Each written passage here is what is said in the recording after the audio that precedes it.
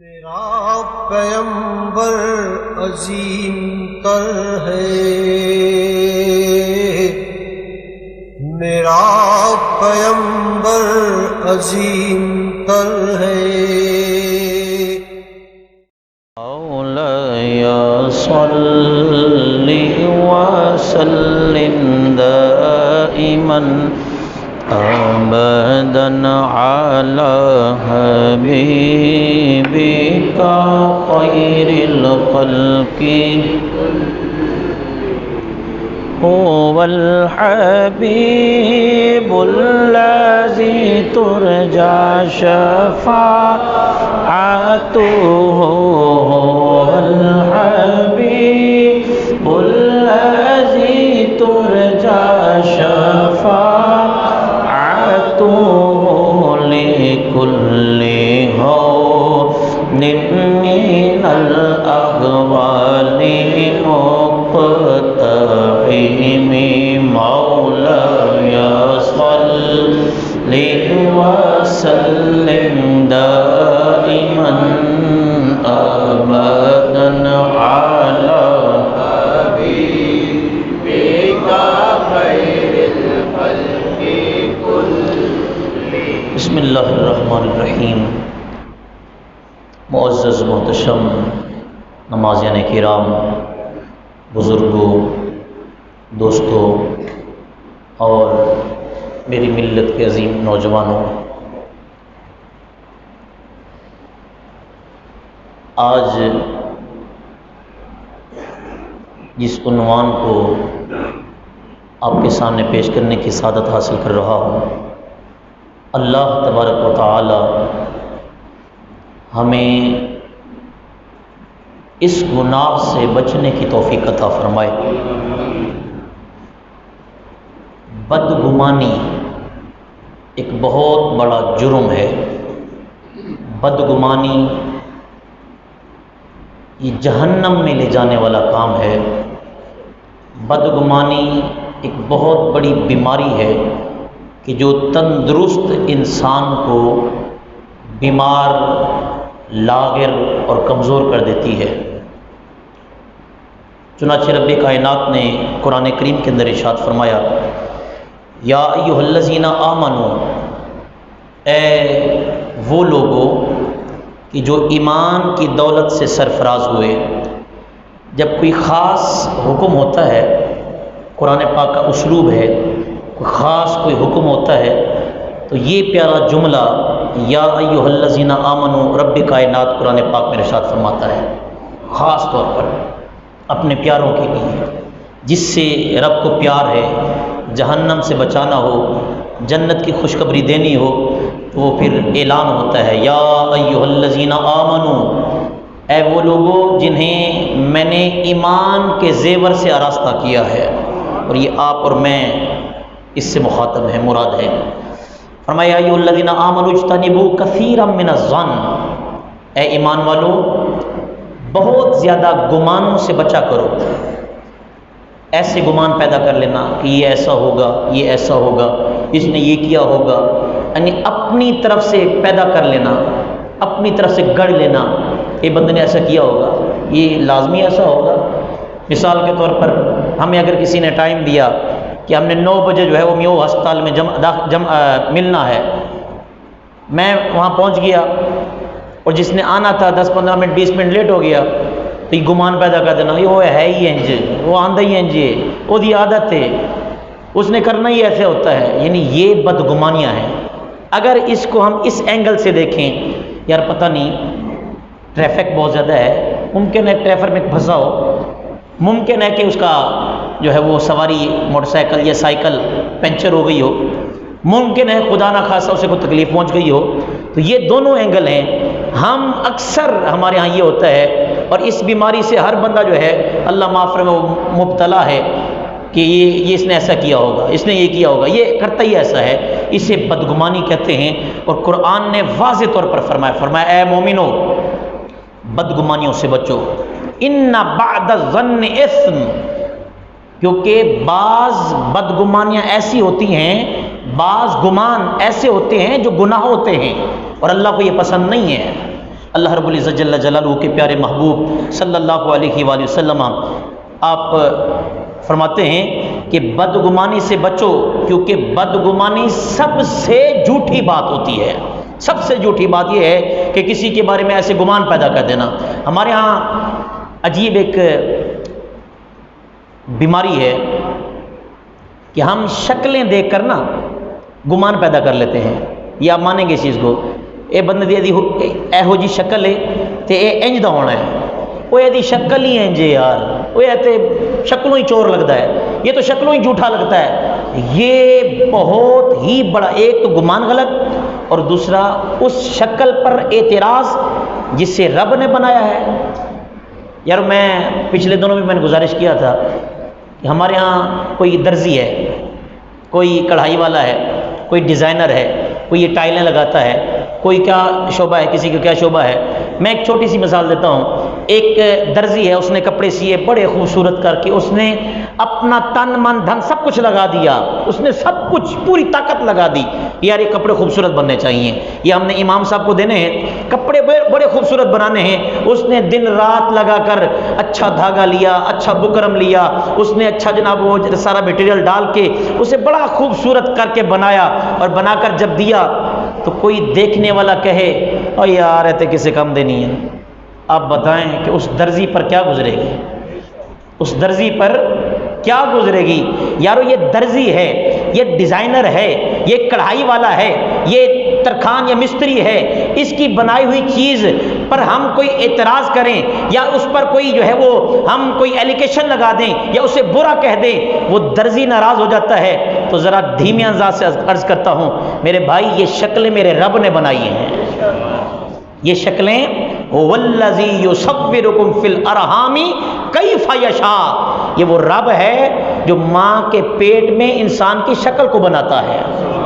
اس لیے آج کے بعد اپنا تہیہ کر لیں کہ یہ جملہ ہرگز نہیں کہنا یار اس کی شکل ہی ایسے ہے، اس نے کرنا اے شکلوں ہی انج لگتا ہے۔ تو یہ بدگمانیاں ہیں، ایک بدگمانی ہوگی اور دوسرا اللہ تعالیٰ کی بنائی ہوئی چیز پر جو ہے وہ اعتراض۔ مصطفیٰ کریم صلی اللہ علیہ وآلہ وسلم کا فرمان، حضرت عائشہ صدیقہ رضی اللہ تعالیٰ عنہ آپ روایت کرتی ہیں کہ نبی کریم صلی اللہ علیہ وآلہ وسلم نے ارشاد فرمایا، جس نے اپنے بھائی کے متعلق بدگمانی کی، کسی اپنے مسلمان بھائی کے متعلق بدگمانی کی، اس نے اس کے متعلق نہیں کی بلکہ اس نے اپنے رب کے متعلق بدگمانی کی ہے، کیونکہ اللہ نے پتہ نہیں اس کو کیسا ذہن دیا تھا اور ہم نے اسے کیسا بنا دیا۔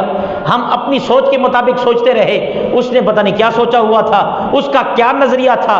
حضرت عائشہ فرماتی ہیں اماں جان سچے باپ کی سچی بیٹی، فرمایا مصطفیٰ نے فرمایا ہے کہ جو اپنے مسلمان بھائی کے متعلق بدگمانی کرتا ہے گویا کہ وہ اللہ تعالیٰ کے متعلق بدگمانی کرتا ہے۔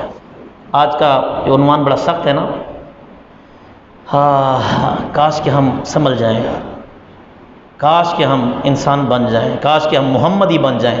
آج ہم اپنے آپ کو انسان بنانے کی کوشش کرتے ہیں، مسلمان بنانے کی کوشش کرتے ہیں، لیکن یہ بری عادات جو ہمارے اندر موجود ہیں انہیں ختم نہیں کرتے۔ وہ کسی نے تھا تو کافر، بات تو سچی ہے لیکن ہے بات تو رسوائی کی، اس نے کہا مسلمان بہت اچھا ہے، نہیں اسلام بہت اچھا ہے لیکن مسلمان اچھا نہیں ہے۔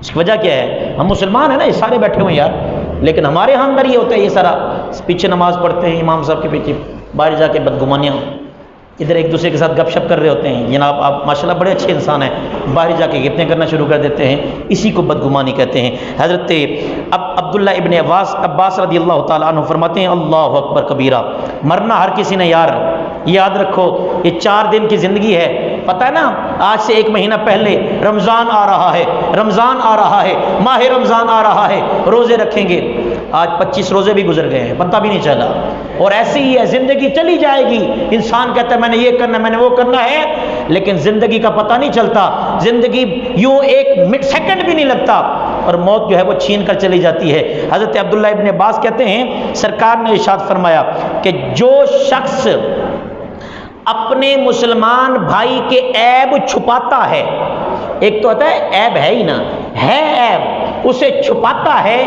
وہ کہتا ہے یار اس کو چھپاؤ کیونکہ ستار میرا رب ہے، رب بھی عیب چھپاتا ہے، وہ رب کی اس صفت کے ساتھ جو ہے عمل کرتے ہوئے جیسے رب کام کرتا ہے، عیب چھپاتا ہے، وہ بندہ بھی اپنے مسلمانوں بھائی کے عیب دیکھتا ہے، برائی دیکھتا ہے، اس کے باوجود پردہ ڈالتا ہے، پتہ ہے اسے انعام کیا ملے گا؟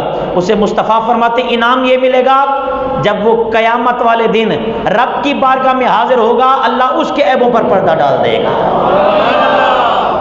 آج سے پھر تہیہ کرتے ہیں کہ ہم کسی کے بارے میں بدگمانی نہیں کریں گے، اپنے سے تہیہ کریں۔ میری عادت نہیں کہ ہاتھ کھڑا کر دیں، کیونکہ ہر کسی نے اپنی قبر میں جانا ہے، اور میرا کام وما علینا الا البلاغ، صرف پہنچانا ہے، کروانا نہیں ہے۔ بدگمانی کے متعلق مصطفیٰ نے فرمایا کہ جو شخص کسی کے عیب چھپائے گا رب اس کے عیب چھپائے گا۔ اور سنو، جو یہ سپیکر بنے پھرتے ہیں، BBC لندن بنے پھرتے ہیں، اخبار بنے پھرتے ہوتے ہیں، او یار رہتے ہیں انہیں وہ کتا سی، انہیں وہ کتا سی، انہیں وہ کتا سی، پتہ ہے آپ کو مصطفیٰ نے فرمایا التائب من الذنب کمن لا ذنب لہ، جو بندہ گناہوں سے توبہ کرتا ہے اور سچے دل سے توبہ کرتا ہے، وہ ایسے ہوتا ہے جیسے اس نے کبھی گناہ کیا ہی نہیں ہے۔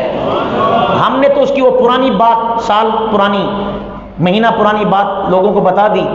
ممکن ہے کہ اس نے تہجد پڑھی ہو، رب کی بارگاہ میں گڑ گڑایا ہو، سجدے میں جا کر اس نے رب سے معافی مانگی ہو اور رب نے اسے معاف کر دیا ہو، اور ہم نے اس کے وہ پرانے عیب لا کے سامنے رکھ دیے ہیں۔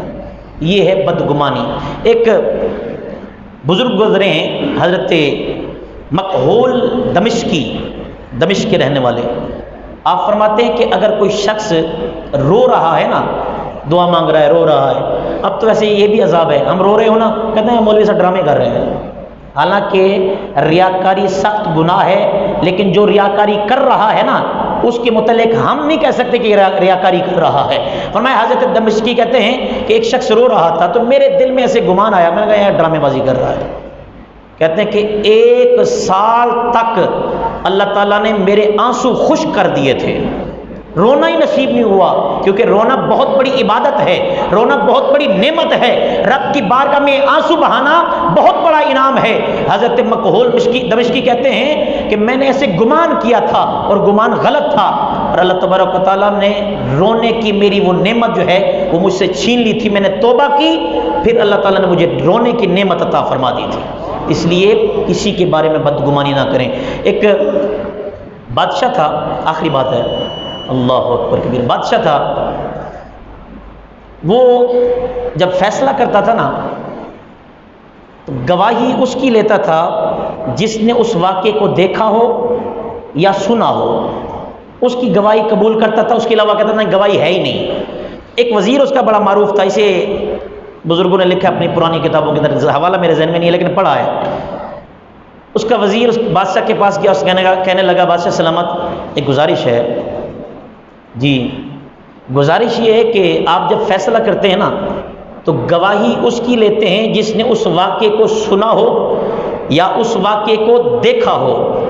میری گزارش یہ ہے کہ کبھی کبھی دیکھا بھی غلط ہوتا ہے اور کبھی کبھی کانوں سے سنا بھی غلط ہوتا ہے۔ بظاہر ہم کچھ دیکھ رہے ہوتے ہیں اور حقیقتاً وہ کچھ ہوتا ہے، بظاہر کچھ سن رہے ہوتے ہیں، حقیقتاً وہ کچھ ہوتا ہے۔